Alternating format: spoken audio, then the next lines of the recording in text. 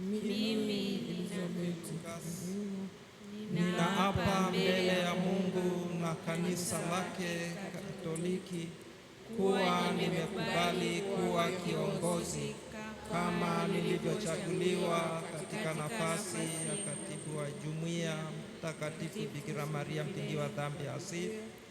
Naahidi kutimiza utume wangu kwa kufuata mwongozo wa kanisa Katoliki kila ninapotakiwa kufanya hivyo, nikishirikiana na walei wenzangu na uongozi wa harakia wa kanisa.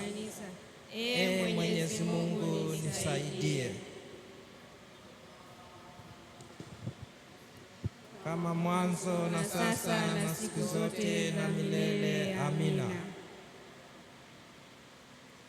Kama mwanzo na sasa na siku zote na milele. Amina. Utuombee.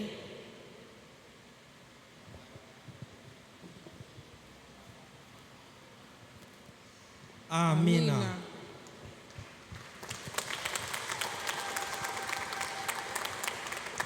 Karatasi mtakuja nayo.